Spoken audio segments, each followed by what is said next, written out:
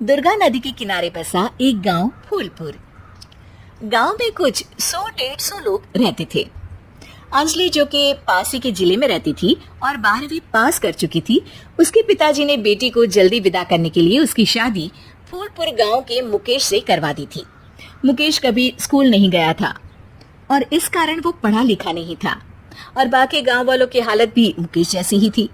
मुकेश के घर में उसके माता पिता भी रहते थे। सासू माँ, मैं बाहर मंदिर तक जा रही हूँ, आधे घंटे में आ जाऊंगी।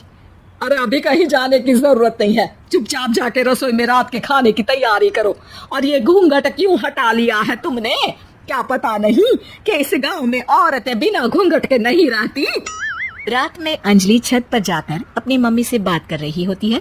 तभी गांव की 3-4 औरतें उसे देख लेती है और दरवाजे पर आकर उसकी सास से शिकायत करने लगती है। और क्या हुआ? अरे छत पे तो देखो, आपकी बहू मटक मटक के किसी से फोन पर बात कर रही है। दिन भर फोन पे लगी रहती है। अरे कल तो मंदिर के पास वो क्या कहते हैं, सेल्फी ले रही थी।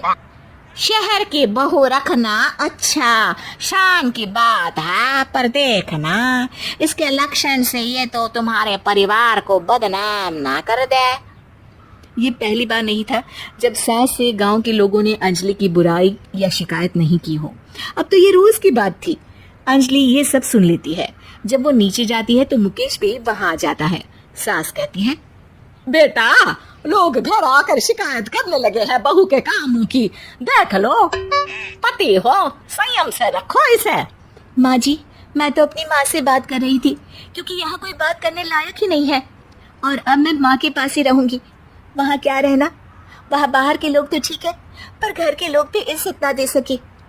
अरे नहीं नहीं अंजलि, ऐसा नहीं है, धीरे धीरे सब ठीक हो जाएगा, तुम फिक्र ना करो। अरे बस कुछ बोलना ही नहीं है, सर पे चढ़ा रखा है बहू को। सास मुकेश की नरम बात सुन के वहाँ से मुंह चढ़ाकर चली जाती है। मैं तो कहती हूँ हम दोनों शहर चले जाते हैं। मैं पढ़ी लिखी हूँ, मुझे वहाँ नौकरी पे मिल जाएगी और थोड़े दिनों में आप भी वहाँ कुछ काम ढूंढ लेना। अरे नहीं नहीं अंजलि, हम यहाँ ना गांव का खेत, माँ पिताजी को छोड़कर शहर नहीं जा सकते। माँ पिताजी को कैसा लगेगा और गांव वाले क्या सोचेंगे? ये कहकर मुकेश सोने चला जाता है और अंजलि की गांव वालों द्वारा बुराई का सिलसिला बहुत दिनों तक चलता ही रहता है।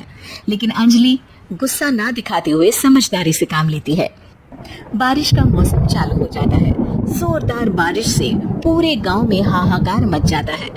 दुर्गा नदी में बाढ़ आ जाती है और बाढ़ का पानी पूरे गांव की फसल तबाह कर देता है। फसल की ये हालत देखकर गांव वाले निराश हो जाते हैं और बात तो यहाँ तक पहुँच जाती है कि कुछ लोग तो अंजलि को इस सब का दोषी ठहरा देते हैं। अरे पूरी फसल तबाह हो गई, पता नहीं किसकी नजर लग गई है। अरे जब से चौधरी परिवार में ये शहर की बहू आई है ना, तब से ही गांव की शांति चली गई है। इसका कर्म कांड से माँ दुर्गा नदी भी खुश नहीं है।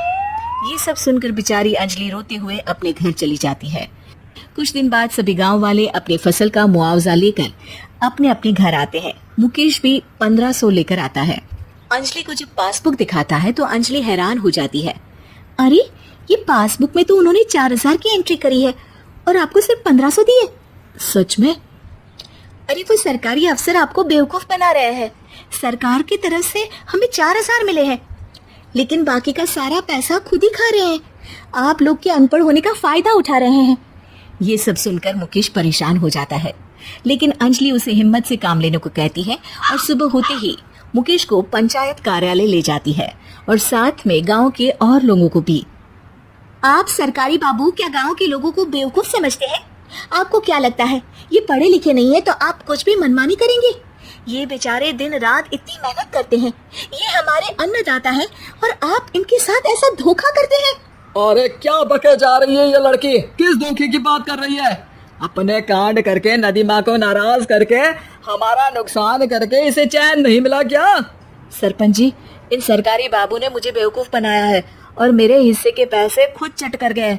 बस ये सुनते ही सरपंच वहाँ से दुम दबाकर भाग जाता है पता चलता है कि जनपद अधिकारियों ने गांव के सरपंच के साथ मिलकर सबके साथ धोखा किया है। सब लोगों का विरोध शुरू हो जाता है और आखिर में अधिकारी सब गांव वालों के हिस्सों के बचे हुए पैसे उन्हें लौटा देते हैं और कई दिन तक सरपंच गांव में लौटता ही नहीं। अंजलि, तुम नहीं होती तो हम गांव वालों को तो पता ही नहीं चलता कि ये हमें हर बार बेवकूफ बनाते हैं।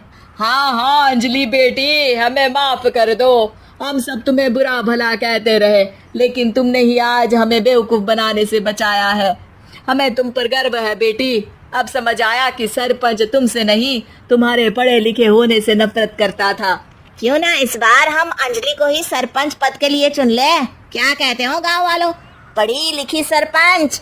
बस पूरा गांव अंजलि के लिए ताली बजाता है और अंजलि की सास उसे खुशी से गले लगा लेती है।